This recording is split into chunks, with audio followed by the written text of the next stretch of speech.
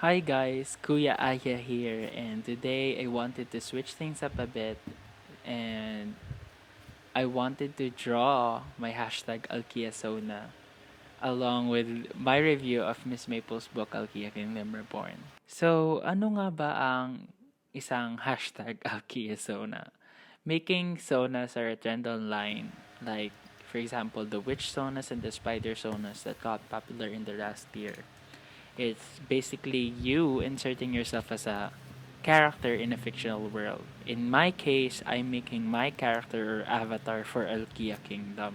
The actual footage for this video is me drawing my hashtag alkiasona, but the audio will focus more on the review of the book, plus a few things about my character.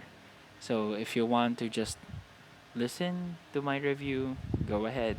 You don't need to watch the video, you can just listen to it. And now on to the review. So first thing I'd like to talk about the things that I liked and then move on to the things that I didn't.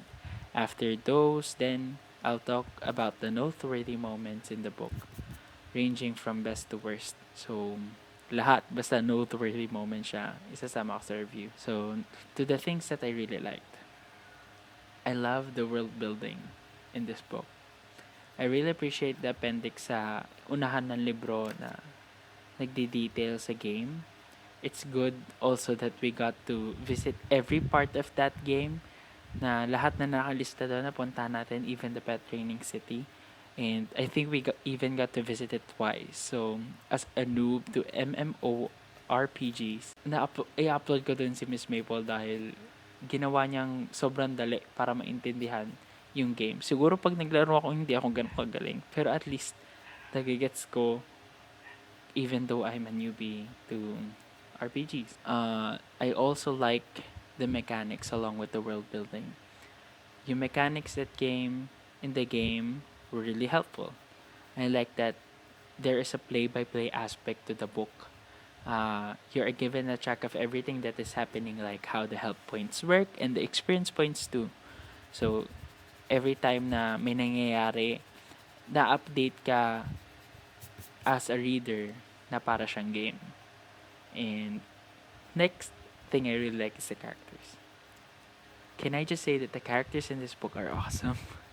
Zeus is a very good lead, and it's fun to see that the protagonist is female, especially with female gamers booming these days.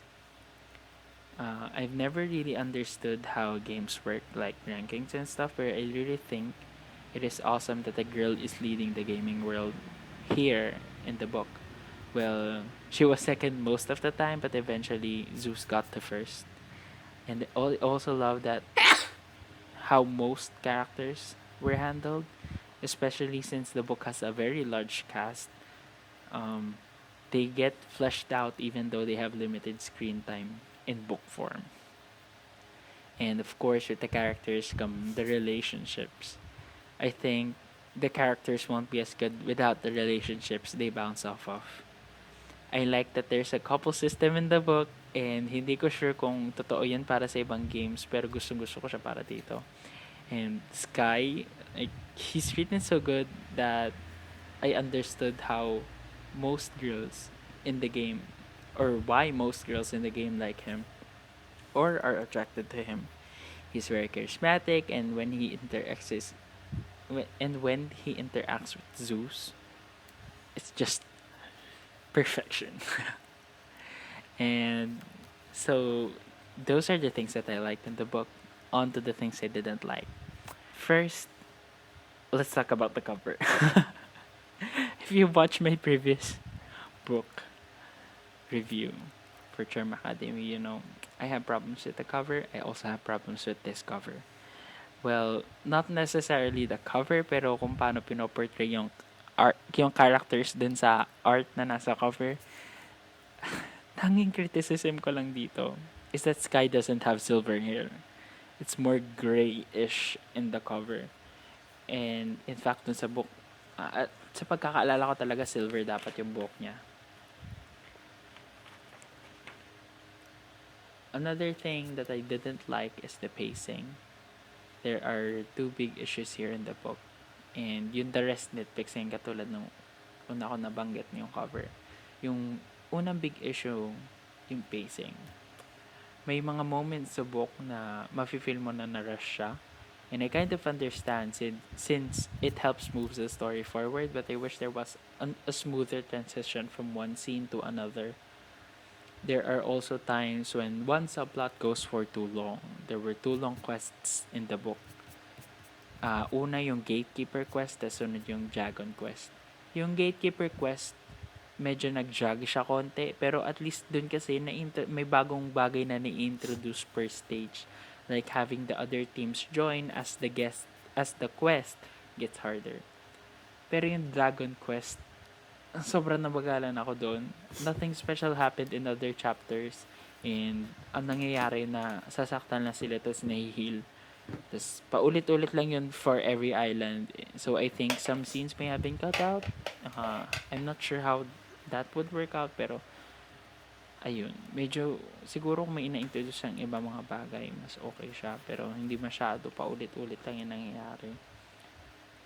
And lastly, siguro dahil dun sa pacing, tungkol sa pa rin sa pacing, siguro dahil dun sa pacing, nag-suffer yung description nung bawat lugar. I think Miss Maple was trying to achieve too much at the same time. But so far, sa mga nabasa ko na, feel ko nagawa niya naman yung best niya dun sa libro. So next is yung final edit. Ito yung second big issue meron ako dun sa libro. I think that some scenes were cut sa final draft. Napansin ko lang na some things were introduced in one chapter that were never really realized after. An example is yung Zeus, yung kinakausap niya si Ice, na sinabi niya kakausapin niya si Phoenix na nakulong si Ice. Pero hindi natin siya nakita. Or we never really read about Zeus talking to Phoenix. Parang nabanggit lang na kausap na sila. Hinihintay ko rin yung part na yun na magka-confrontation sila, di ba? Kasi alam natin kung gaano kalaking jerk si Phoenix. And ngayon, punta na tayo sa medyo mga nitpicks or funny parts na natatawa lang ako. Una yung anime smartness. Alam niyo kung paano yung sa anime, yung parang bigla na sila tumatalino for an episode para i-explain yung isang bagay. I actually watched the video online na pinagtatawanan yung bagay na yun, and I found it in this book. One example dito sa story is yung nasa shoot to kill tower si Zeus. So bigla na lang siya mathematical genius. Bigla niya kinakalculate yung angle ng bullets and whatnot. Tapos, natatawa na talaga ako sa part na yun. And also, one nitpick I have is, bakit walang map? You know, every sci-fi and fantasy story should at least get a map.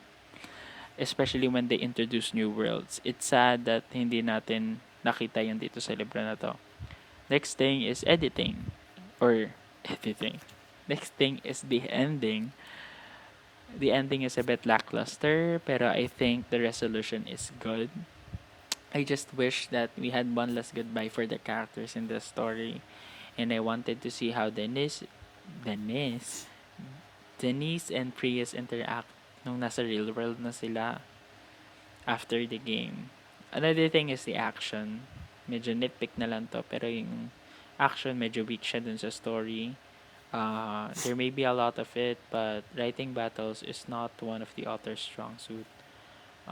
Whenever they have a battle, medyo nagiging muddy yung imagination ko at di ko napipicture na maayos yung mga nangyayari. So, yun. Yun yung mga things na hindi ko masyado nagustuhan. Next, let's go to the noteworthy moments. One of my favorite things dito sa libro yung inintroduce yung couples. I'm not sure if couples are a thing in MMORPGs, but I really enjoy the concept of couples in the book. Medyo natawa nga ako nung una napansin yung unang nabanggit yun kay Zeus, dahil parang alam mo yun, sobrang na-excite ako sa mga possibilities na pwede mo magawa sa characters. Especially Isa dun yung kay Ice tsaka kay Zero. Gustong-gusto ko kung paano sila mag-interact sa isa-isa. I love their banter. And nandun si Zeus and Sky. Yung interactions nila, gold. Kikiligan ka talaga. I love how their relationships develop and their trust as partners are just beautiful. Also, the kiss, it was just good. So, okay. Uh, ready to believe it para malaman nyo. So, ayun. Kung gaano kaganda yung relationship nila dito. So, the book may not have the greatest world building, pero it has great character work. Another noteworthy moment I like is yung Gamble City. Para sa akin, isa yun sa mga best parts dito sa libro. Since gustong-gusto ko lang yung laro na linaro nila. Feel ko malalaro ko yun in real life. Tapos,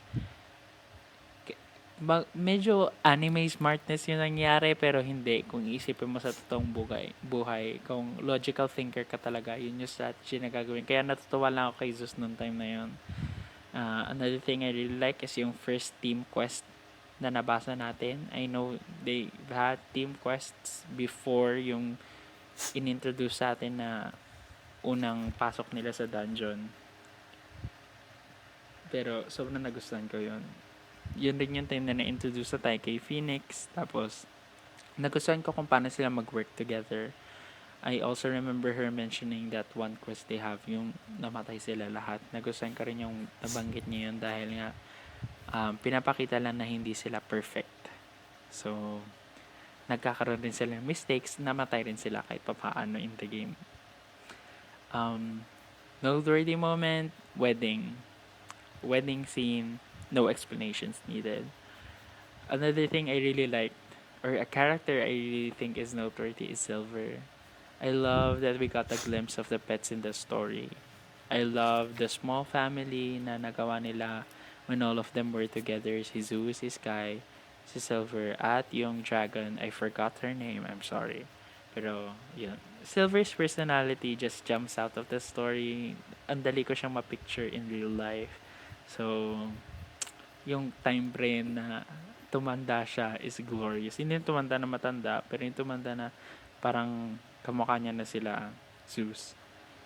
It's amazing na nakita nga natin yun. And it's sad also that they had to fight their pets in the ending. I really felt bad for Zeus kasi, attached ka na kay Silver eh. Tapos biglang ganun. Papatayin. Sinulat ko dito na she trained Silver up only to kill him in the end, which is very, very sad. And last noteworthy moment is the final battle. One word for the final battle is epic. One of the best final battles in my opinion. It was an emotional roller coaster. Medyo naluluha pa nga ako na time na yan. The moment people started dying, sobrang lungkot ko. And nung namatay si Ice, no, parang no, gumaganon lang ako. And when they came back again, yun, nabuhay sila ulit lahat. Unti-unti parang mawawala na silang pag-asa. Tapos unti-unti ulit nakabalik yung mga players. Sobrang natuwa ako. It was glorious and epic. It was amazing. And yun nga, medyo nalahanga ako. Pero as I mentioned earlier, part rin kasi nung battle na yun yung kakalaban nila yung pets nila talaga, which is nakakalungkot. Pero at least they won the game. Yun yung importante. Overall, the book is worth it. Definitely, para sa akin, it's a solid 4.5 or 4.5. 4 over 5. I don't know how to read, sorry. It's amazing and sad at the same time. The story, the characters, and the world is amazing in every way. And it's sad na hindi tayo nakaroon ng parang full ending talaga since we just read about the announcement sa wedding nila. And it's awesome that we saw hints of the Wattpad novel in the book. So, I believe both books exist in different timelines or different universes, parang ganon. It was mentioned that Parallel Denise or si Galaxy, she was introduced in the book, failed to save Prius in her timeline. I'm guessing yun yung Wattpad timeline yung tatawagin ko. And I love that piece of lore in the story. And it makes me have so much more awe and appreciation for the efforts of the authors to build backstory. I also recommend listening to albums pala while reading. So for this book, I recommend listening to Alan Silvestri's score for Ready Player One. It kinda captures the quirky yet serious tone ng book. And so far, yun lang yun para sa review ko. And now let's talk about my OC.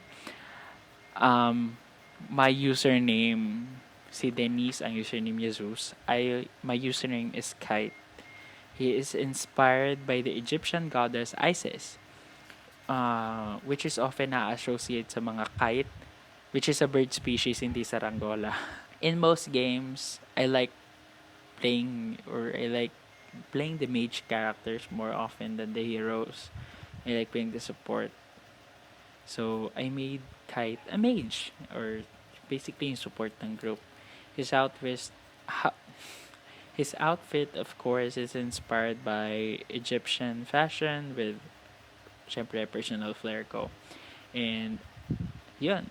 I really liked how the design came out. I think it represents me good. So, yeah. And I urge everyone to draw your own hashtag alkiasona and share it online. I'm sure Miss Maple would really appreciate it. And if you like this video, please don't forget to give it a like and subscribe so you can be updated with new content I make. Expect more videos in the future since I'm currently reading She Who Stole Cupid's Arrow by Ali Looney. So that's everything for the video. Kuya Aya signing out. Bye.